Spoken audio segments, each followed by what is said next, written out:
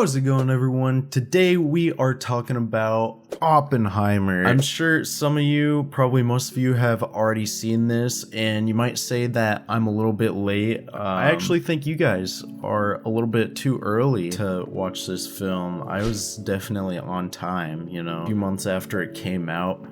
I think I was in the right there.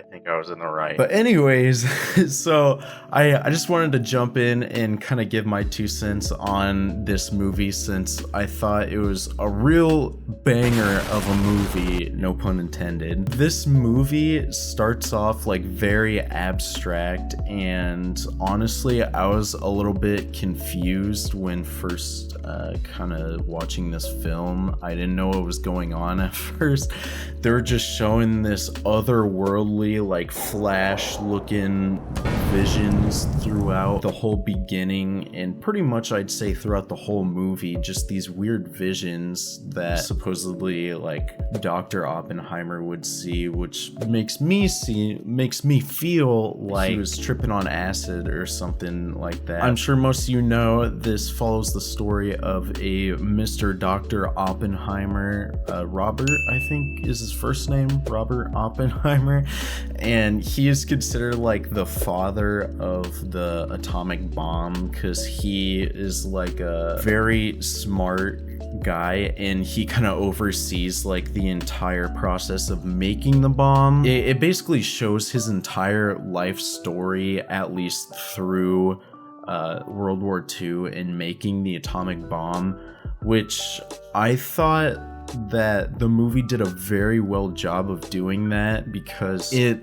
like went through in such great detail that I don't think many people would know unless they actually like did some heavy research about it. And so I can definitely tell that the people making the movie definitely did their research on Oppenheimer and making the atomic bombs. So I thought that was very well done, as well as it goes back and forth. So it's kind of one of those movies where it keeps on like dragging you back and forth between different dates. So it has like that push-pull effect where you like find out stuff towards the beginning that makes the present day like stuff more comprehensible, I guess is the word I'd use for it. That's what makes this movie so interesting, is that I had no idea about like the trials of Oppenheimer after the fact, after the bomb was made and all of that. I had no clue what was going on, like what kind of shady or whatever shifty stuff was happening a few years after the bombs were dropped and shit like that. It was really cool to see like, oh, okay, like they're slowly giving us more and more backstory and like more and more history. And I will say that like halfway through the movie, he's like so involved in different women. I did not expect him to be kind of like a womanizer. He's definitely like the meme of like the dude catching the ball, like referee guy. He's definitely one of those guys. And so I didn't realize that he was such a ladies' man throughout his time or whatever. I looked him up after the movie, and he's actually not that bad looking, because for some reason I thought he was some geeky dude, so I'm like, oh, there's no way, and then I looked him up and I was like, oh yeah, you know, he does look like a pretty handsome fellow. He's definitely full of surprises, I would say. I will say this movie is definitely one for someone who loves history and someone who can pay attention to movies for a long time, because this movie I think has a runtime of exactly 3 hours. I could be wrong, I could be like fibbing out my ass right there, but I'm pretty sure the movie is very long. You have to have like not the goober mindset of having like cuts all the time and like graphics, you know, blowing you away all the time. It's just one of those movies where you have to like sit and pay attention the entire time. Like you can't zone out at all, or else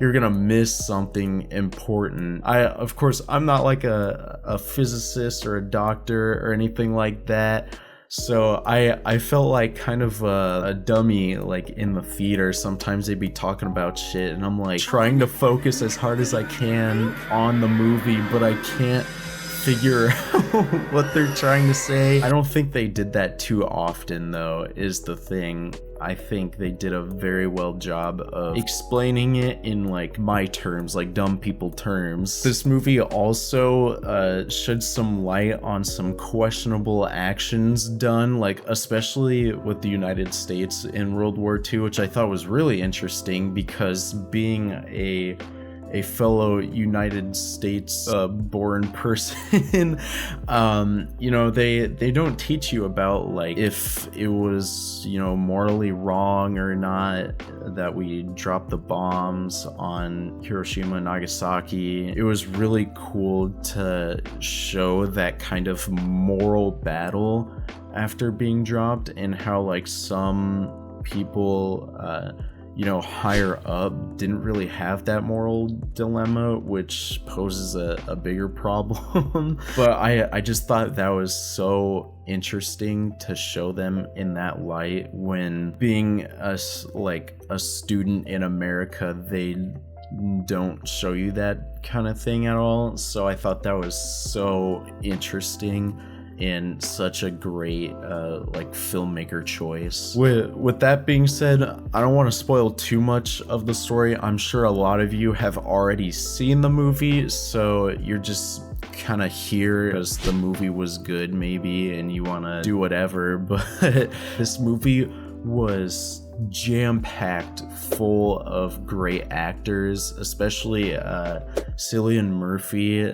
He was in Peaky Blinders. He did an amazing job. He was the main character. He played Dr. Oppenheimer. And then Emily Blunt, his wife, and Matt Damon, like the dude that was there on behalf of the US military. So there's so many great actors in this film. Like, I'm surprised the budget isn't as high. Like, I thought the budget would be so much higher than what it is. I don't know, I just think that they had a completely stacked cast on this one. It was like the dream team of cinema. And they even had Josh Peck, you know, from Drake and Josh, that Josh, to like hit the button to initiate the test nuke that they did in the desert. So that, I don't know, it was just such a cool cast and they're all so great. They're all professionals, and so I just wanted to like rave on them for a bit because they're just such like an amazing cast. That being said, this movie was not boring at all and it only got better as time went on, so I'm gonna give this movie a 95. I think this movie was such a unique thing to do and such like a shot in the dark. Like, they took a chance on the story and it definitely paid off. Like, they did it the right way, so I would definitely go check out the movie if you haven't already. I'm sure it'll like be on, you know, streaming platforms soon, like it always is now. You can watch it on the toilet if you want while you're laying your own nuke in the porcelain throne. Anyways, I want to thank you guys so much for watching. Don't forget to smash like, subscribe, whatever you want to do. Don't forget to check out Patreon, and as always, I will see you guys in the next one. Bye.